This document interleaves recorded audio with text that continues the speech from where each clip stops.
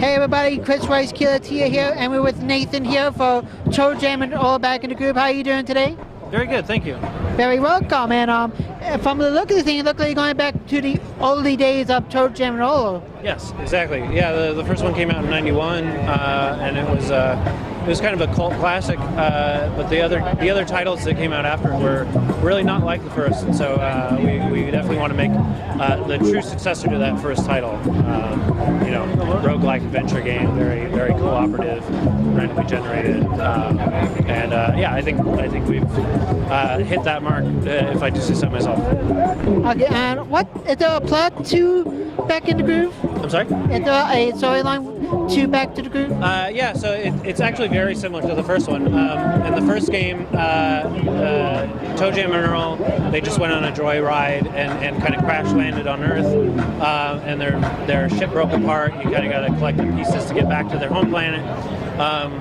We kind of just rode that same wave, and so in this one, they're kind of showing off Earth to their friends, and then they hit a button that opens a black hole, everything gets jumbled, they end up crash landing on Earth yet again, and so you're kind of, you have a new story, but you feel at home if you've played the old one. Okay, tell us a little bit about the gameplay, because it looked like you're going around collecting different parts of ships from what I've seen so far. Yeah, so again, like in the first game, your main goal is to collect the pieces of your ship to get off the planet. There are 25 levels in total. And you have to both collect pieces of the ship and get to the end of the game to complete it.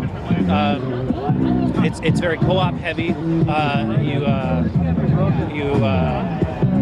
You also don't attack enemies. It's a passive game for the most part, so you're avoiding enemies instead of attacking them. So it's a very family-friendly experience as well.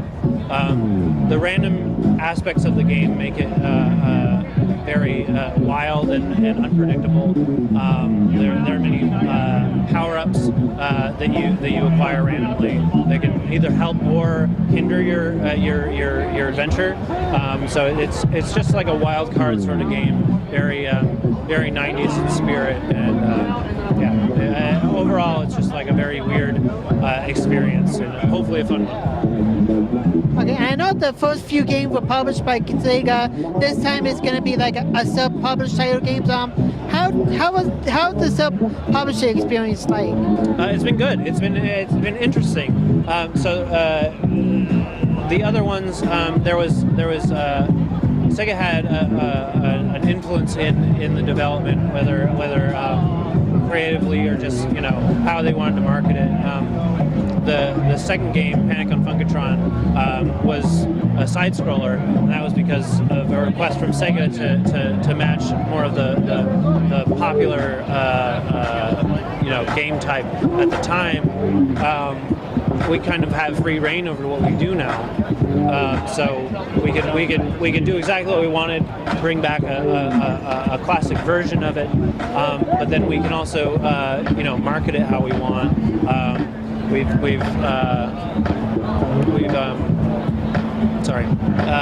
It's been entirely in our hands, which is great. We did a Kickstarter for it to get initial funding, and so we had direct access to all of our fans and what they thought we should add to the game. It's just been an overall very interesting but ultimately fruitful experience, and we're happy we did it. That's great, and I saw we had a 4-player co-op on here as well. It was something that was pretty requested across the board. A very popular possible feature during the crowdfunding campaign, and we wanted to make sure that got in. One of the things that couldn't be done during the Sega Genesis days was a 4-player split screen, but couch co-op, it should allow for as many players as can possibly be in a game, and with this being such a perfect couch co-op game, we wanted to make sure that we could get everybody in that could be in, and so 4-player was a given for us with this new title. Okay, and when can we expect ToeJam and Earl back in the group to be officially released? March 1st. Okay, so definitely keep your eyes out for this game. Thank you very much for your time, and we're looking forward to this. Thanks. And keep here for more PAX South coverage.